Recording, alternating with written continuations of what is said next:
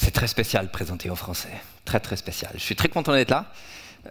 D'habitude, je présente en anglais ou en allemand. Je m'excuse d'avance si j'ai quelques anglicismes qui viennent s'immiscer dans ce que je présente. J'espère que les termes sont quand même compréhensibles. Un autre gros challenge, c'est, après la rhétorique que nous allons entendre, être assez intéressant pour quand même vous tenir éveillé. C'est certainement un challenge. Un autre challenge, c'est il est tard. Vous avez tous faim et soif, je suis sûr. Moi, en tout cas. Et le troisième challenge, ça fait des heures que vous entendez parler de digitalisation. Il ne peut plus rien arriver de nouveau.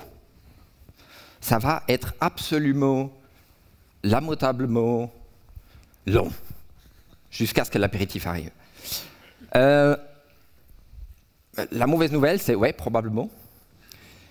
La bonne est que je pense avoir, et on ne s'était pas vraiment concerté avant, mais je pense ma présentation est une sorte de résumé des quelques heures que vous venez d'avoir. Je touche à tous les sujets, à presque tous les sujets qui ont été abordés, mais évidemment pas dans le détail où vous avez entendu avant. Par exemple, j'ai vu dans une des breakout sessions, ah voilà un anglicisme, dans une des sessions que vous aviez avant, j'ai entendu qu'il y a une personne qui a fait terrible, un statement, je m'excuse, a fait une phrase en disant « Les logiciels sont là pour supporter le matériel et pas l'inverse. » C'est-à-dire que le truc important, c'est pas le matériel, c'est les logiciels. Soit dit au passant, moi je travaille pour une entreprise qui fabrique du matériel.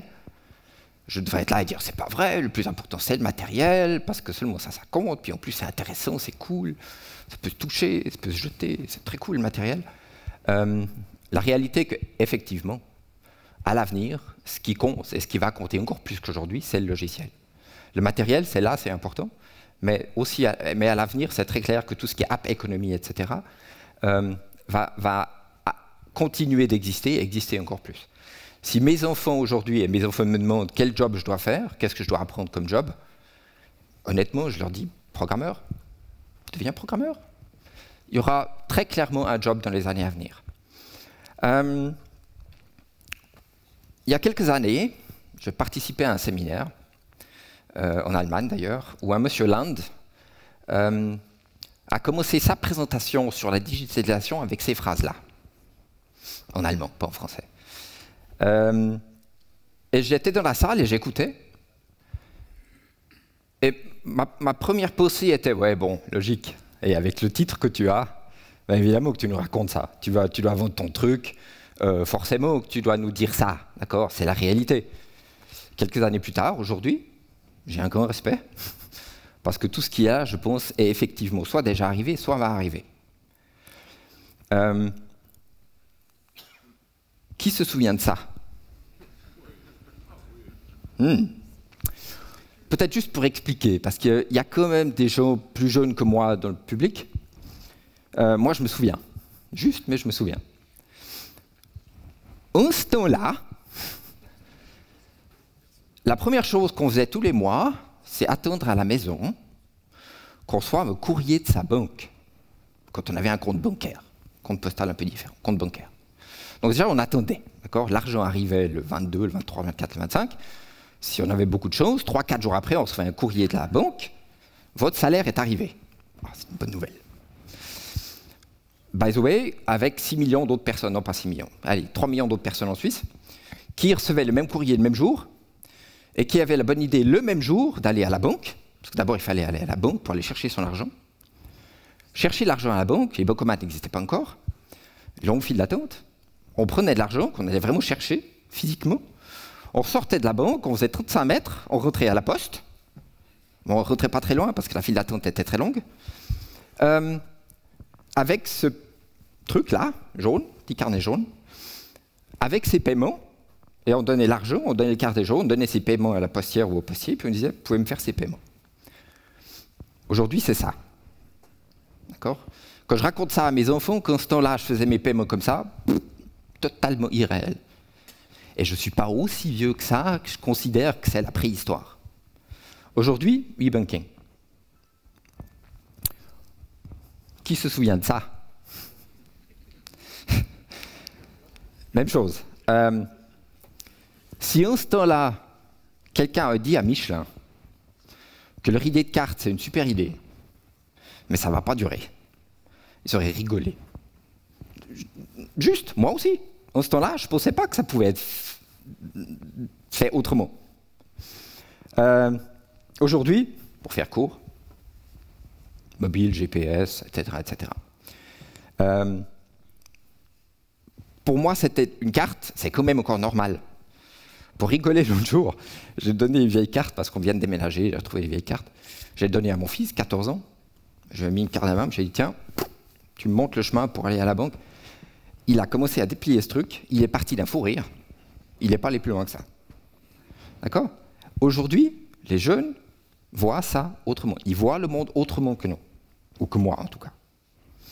Troisième exemple, il a déjà été abordé. Le monde de la musique, qui aurait dit en ce temps-là que ce que vous voyez là, ça n'existe plus vraiment. Soit dit en passant, les vinyles, c'est nouveau, très vintage, très cool. Malgré tout, c'est passé. Aujourd'hui, streaming. Maintenant, là aussi, je vais être honnête avec vous. Ces 10 dernières années, quand il y a eu cette évolution qui est passée du vinyle à la musique digitale, moi qui aime bien la technologie, les trucs modernes, être cool, etc., MP3, des fichiers MP3 pour la musique, c'est l'avenir.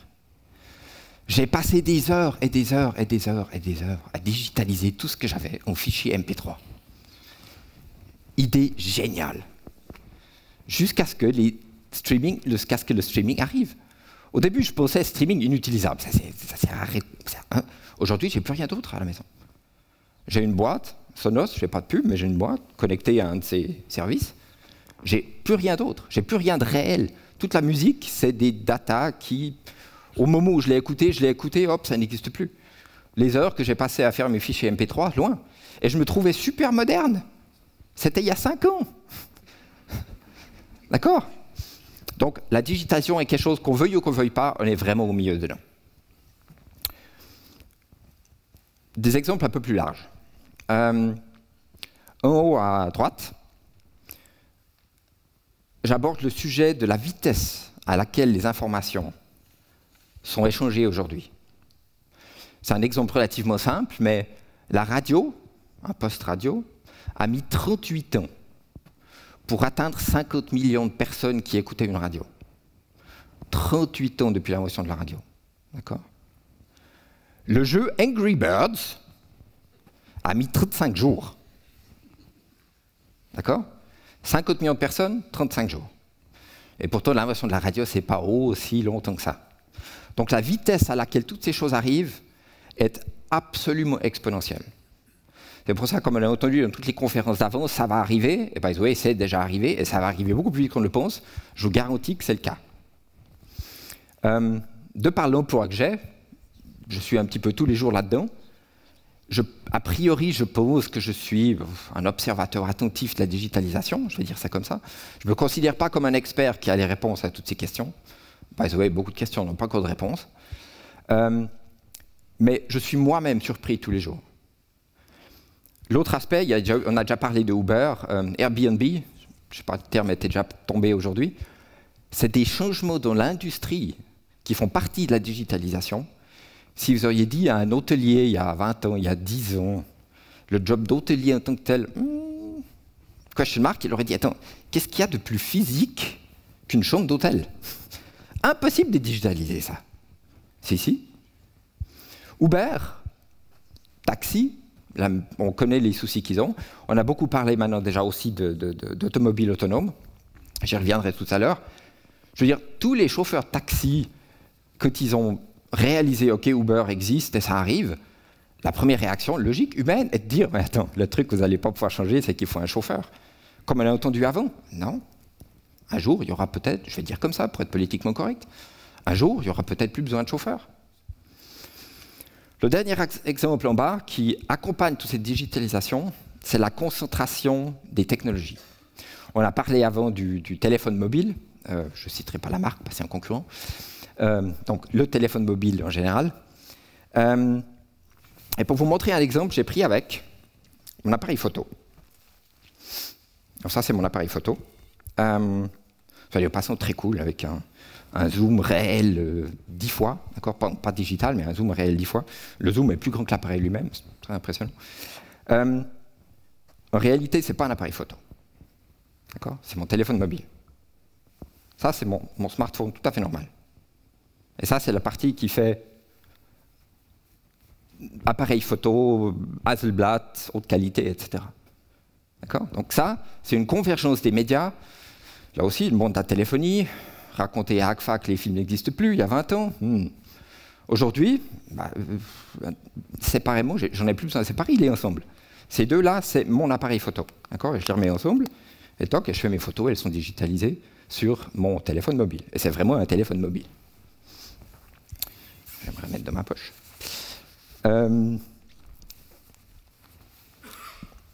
Ça aussi, c'est quelque chose qui est intéressant. Quel est l'aspect personnel qui va tous nous impliquer, par exemple, en entreprise? Maintenant, vous allez me dire quel est le rapport entre cette image et une entreprise. Pour ce bébé-là, qui touche cet écran de télévision, je peux vous dire ce que ce bébé y pense. Ce bébé y pense, ce truc est cassé. Parce qu'il touche et il ne se passe rien. Un écran de télévision, pour un bébé, c'est cassé. Parce qu'un écran où on peut juste regarder quelque chose, ce n'est pas l'avenir. D'accord? Donnez-lui un ordinateur ou donnez-lui une tablette. Ah oui, je comprends, ça marche. Les jeunes qui ont cet âge-là, ou qui ont eu cet âge-là il y a quelques années, commencent à arriver sur les postes de travail. C'est des jeunes qui n'ont pas vécu tout ce que j'ai montré avant, qui ne connaissent pas ces anciennes technologies. Donc tous ces jeunes vont arriver sur le poste de travail et ça va changer notre vie en entreprise. Ça va la changer parce que qu'on le veuille ou qu'on ne le veuille pas, en tant que patron, en tant que responsable informatique, autre responsable, on va se retrouver dans une situation où ces employés vont faire des choses qu'on ne comprendra pas, qu'on ne pourra pas influencer. Le meilleur exemple, c'est les social media. Même si une entreprise dit « Ah, je ne veux jamais rien faire dans les social media », je garantis que le jour où vous engagez un jeune, vous serez automatiquement dans les social media parce qu'il va aller le raconter partout que maintenant il travaille chez vous. Ça va aller très très vite. Donc c'est quelque chose qu'on ne peut pas stopper, aussi dans le monde du travail. Pour les gens qui sont dans l'informatique, je pense que vous me voyez arriver avec cette image, enfin je pense que la plupart des gens, j'ai entendu parler de ça, la fameuse cloud. D'accord? Tous ces data qui sont quelque part, je ne sais pas où, ils sont quelque part. Je ne vais pas aller jusqu'à dire que c'est déjà passé, ce serait méchant. C'est pas vrai, c'est pas passé. La cloud existe, la cloud va rester. Mais tout ce qui est autour a tellement changé que la cloud, c'est plus le maître mot en tant que tel. Il se passe tellement de choses en parallèle. L'exemple juste des ordinateurs, des choses que mon entreprise fabrique, par exemple. Il n'y a pas aussi longtemps que ça, c'était des immenses armoires. Aujourd'hui, c'est ça. C'est un ordinateur complet. By the way, ça fait encore téléphone, GPS, appareil photo, musique, box, etc., etc. Cette tendance existe, va continuer d'exister. Tous ces devices vont devenir microscopiques, qu'on veuille ou qu'on ne veuille pas, ça va devenir microscopique. Un autre aspect, c'est les réseaux. Ça aussi, je pense que je pourrais en parler pendant des heures. On connaît les réseaux centralisés, les mainframes d'antan. Après, il y a eu le monde du PC avec les réseaux décentralisés. Tout le monde avait son petit serveur à droite et à gauche. Et on va maintenant dans une direction qui s'appelle des réseaux distribués. Maintenant, pourquoi est-ce qu'on a besoin de réseaux distribués et pourquoi la cloud, ce n'est pas la solution? C'est relativement simple. Ça, c'est une de ces automobiles qui se déplacent toute seule. Imaginez la chose suivante, cette automobile arrive à un feu rouge, et ce feu rouge devient rouge. Mais cette voiture connectée, là, elle est connectée à la cloud. D'accord? Qui, vu que c'est dans l'automobile, passe par un réseau sans fil, qui à la seconde où ce truc passe en rouge, ah non, j'ai pas de serveur, je sais pas quoi faire. J'ai un signal rouge, mais ça me dit rien parce que mon serveur, qui est quelque part dans la cloud, ne peut pas me dire que je dois freiner, c'est rouge. Donc toutes ces données qui sont créées aujourd'hui dans une automobile comme ça qui circule, et croyez-moi, c'est des gigabytes de données toutes les secondes, avec les senseurs qui sont d'une voiture comme ça, tous nos réseaux actuels et tous nos serveurs actuels sont beaucoup trop longs pour gérer toutes ces données en temps réel. C'est beaucoup trop long. On ne peut pas se retourner à un serveur et poser la question pourquoi le feu il est rouge. La voiture doit décider d'elle-même, le feu est rouge, je dois m'arrêter. Et pour ça, on a besoin de décentraliser tous ces réseaux. Ça ne veut pas dire qu'on est totalement autonome, parce qu'on sera toujours connecté quelque part, mais ce n'est pas quelque chose qui peut être fait en temps réel. Nos réseaux aujourd'hui, aussi rapides qu'ils soient, une ligne fibre optique et n'importe quoi, est beaucoup trop lente pour beaucoup d'applications et pour toutes les choses, pour beaucoup de choses qui vont arriver dans les temps à venir. L'automobile autonome est un exemple pour ça. Un autre exemple, quelque chose qui va beaucoup nous occuper, et je sais qu'il y a eu des discussions sur l'aspect légal, sur l'aspect éthique de tout ce qui est digitalisation. Aujourd'hui, quand on fait un accident, on sait que c'est l'être humain qui est derrière la voiture, qui la conduit, qui prend une décision de freiner, d'accélérer, d'aller à droite, d'aller à gauche. Comment expliquer à un ordinateur ou à un truc qui calcule que dans cette situation à droite, il rentre dans le mur, mais toutes les personnes qui sont dans la voiture sont mortes? Le plan B, c'est que tu vas tout droit voiture, parce que toutes les personnes qui sont dans la voiture vont être sauvées, mais pas les 4 personnes qui sont en train de passer le passage piéton. Jusqu'à aujourd'hui, c'est quelque chose qui est naturel, on le fait pas, c'est de la chance, c'est malchance, c'est n'importe quoi. Arriver à programmer ça, et c'est des questions qu'on va devoir se poser d'un point de vue éthique, ça va arriver. Qu'est-ce que doit faire une telle voiture dans un tel moment? Qui programme cet algorithme? Qui prend cette décision? D'aller à droite, d'aller à gauche, de freiner, de ne pas freiner, etc. Donc ça, c'est des choses qui vont beaucoup, beaucoup nous occuper dans les mois, les années, et probablement aussi les décennies à venir. Maintenant, pour revenir d'un aspect entreprise, toutes ces choses, tout ce que j'ai décrit va influencer nos vies en entreprise, forcément. Nous, en tant que Lenovo, c'est clair qu'on est en plein dedans, parce qu'on fabrique certains de ces devices qui sont connectés à tout ça, qui font partie de cette digitalisation. Mais le fait que cette digitalisation est allée tellement vite et va aller tellement encore plus vite dans les mois à venir, a impliqué qu'on a dû complètement changer notre stratégie d'entreprise. Je ne suis pas en train de dire que vous devez tous changer la stratégie de votre entreprise, mais en tout cas, réfléchissez bien. Dans l'entreprise où je suis actuellement, on a eu des exemples avant, même si vous ne pouvez pas imaginer que quelque chose va être digitalisé, dans 5 ans, vous allez devoir vous poser la question parce que ce truc, cette chose, pourra être digitalisée. Donc ma recommandation, c'est vraiment pensez-y déjà aujourd'hui. Réfléchissez-y déjà aujourd'hui, parce que ça va arriver. Nous, on est en plein dedans, on est obligé. Pour survivre, on doit immédiatement changer. Pour moi, personnellement, chez Lenovo, qu'est-ce que ça implique? Là-bas au coin, j'ai une sacoche brune, en cuir. C'est mon bureau. C'est mon bureau. Oui, à Zurich, il y a une salle de conférence où, quand je suis là-bas, je m'assieds plutôt dans cette salle de conférence si j'ai des discussions que je dois avoir en privé. Mais c'est quand même mon bureau. Partout où je suis, mon bureau est avec moi. Maintenant, ça va loin. C'est pas seulement, comme j'ai marqué là en bas, qu'il faut avoir un notebook et un email, et puis peut-être la téléphonie IP si on est super moderne, comme ça le client téléphone au bureau et il nous atteint sur le mobile. Ça va beaucoup plus loin que ça. Par exemple, en interne, je pense que vous avez tous des processus ou des outils internes de gestion, par exemple, d'achat. Vous devez acheter quelque chose, un stylo, le chef doit dire oui, il a le droit d'acheter ce stylo. Et tout ça passe par des processus internes d'autorisation, etc. Tout ça doit être mis dans une application. Donc moi, sur mon téléphone mobile, j'ai des apps pour gérer tous ces processus internes. Que ce soit la relation clientèle, c'est une chose, mais aussi tous ces processus internes d'autorisation interne, etc. Donc c'est plus que seulement d'avoir un téléphone mobile et d'avoir un portable. L'autre aspect, j'ai déjà un petit peu approché avant, les nouveaux médias, social media, qu'on veuille ou qu'on ne veuille pas, votre entreprise va être impliquée. Ça arrivera, que ce sera vos employés, que ce soit vos concurrents ou que ce soit vous-même, vous allez obligatoirement devoir être actif, ou vous allez de facto actif dans les médias social. Et encore une fois, toutes les nouvelles personnes que vous engagez vont être absolument au courant de tout. Si vous n'avez vraiment pas de bol, quelqu'un qui viendra chez vous pour un job vous racontera des choses que vous ne saurez pas sur votre propre entreprise. Ça m'est déjà arrivé. D'accord? Si l'entreprise est assez grande, il se passe forcément dans le monde quelque chose en ce moment que je ne suis pas au courant. Et si je discute avec quelqu'un, il me dit « Ah, tu as vu, il vient d'arriver. » Non, sorry, non, je ne savais pas. Et l'autre aspect, évidemment, c'est que ces jobs peuvent être répartis dans le monde entier. Lenovo est un peu spécial par rapport à ça, parce qu'on a une structure extrêmement horizontale, très plate, entre guillemets, peu de reporting lines. Mais on a vraiment des jobs répartis dans le monde entier. C'est clair qu'un vendeur qui est actif en Romandie sera plutôt à Lausanne ou à Genève, c'est clair. Mais maintenant, toutes les fonctions de back-office, toutes les fonctions de management, théoriquement, peuvent être réparties n'importe où. Et chez nous, c'est comme ça. Quand je communique en interne à quelqu'un d'autre, j'ai aucune idée où il est. Aucune idée. Il peut être au home office, il peut être à la maison, il peut être au Botswana ou il peut être en Ouzbékistan. Aucune idée. Je ne vois pas la différence.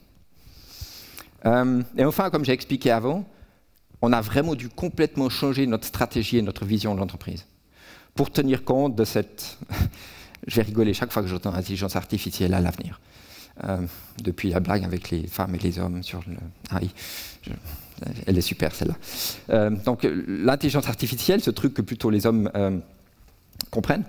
IoT et Big Data, qui sont un peu des buzzwords, mais qui sont des choses qui, nous, en entreprise, ont impliqué qu'on a dû complètement se réinventer, même si, cette dernière année ou cette dernière année et demie. Je finirai par ça. Le tout digital arrive, très clairement. Nous a déjà tous influencés. Je vous ai montré quelques exemples avant. D'un autre côté, je suis plutôt quelqu'un d'optimiste. Je vois ça plutôt de manière positive. C'est clair qu'on peut aussi dire que la digitalisation est un grand danger. Et c'est vrai que ça peut être un gros danger aussi pour la Suisse, on l'a entendu avant. Si d'un point de vue des régulations, on ne s'adapte pas très rapidement, et j'ai eu un meeting très très intéressant avec Google, justement à Zurich, il y a quelques semaines, il faut qu'on soit vraiment bon là-dedans en Suisse pour poursuivre, parce que des risques existent. Mais d'un autre côté, moi je vois ça comme quelque chose d'extrêmement bénéfique pour le futur. Je suis plutôt un IT geek, etc., donc j'aime bien tout ce qui est technique, donc de toute façon c'est très cool. Puis en plus, je suis un peu biaisé vu que je suis dans ce monde-là. Mais je pense vraiment que nous vivons une époque formidable. Je pense que c'est quelque chose qui est très très cool d'être là en ce moment. Il y a eu des années, il y a 20, 30 ans, où quand on était dans l'IT, c'était pas rigolo. L'IT, c'est le gars avec les lunettes. Aujourd'hui, c'est un petit peu différent, parce que les personnes qui sont dans l'IT définissent la stratégie d'entreprise, en très grande partie. Et je pense que c'est vraiment très très cool d'être là. Voilà, c'était court. J'espère que c'était court. J'espère que je n'ai pas trop répété de choses que vous avez déjà entendues avant. Je vous remercie pour votre attention. Je suis aussi disponible après si vous avez des questions à poser. Et je suis relativement facilement reconnaissable. Je suis probablement le seul qui n'a pas de badge. Donc si vous voyez quelqu'un qui n'a pas de nom, c'est moi. Voilà, je vous souhaite une bonne soirée. Merci.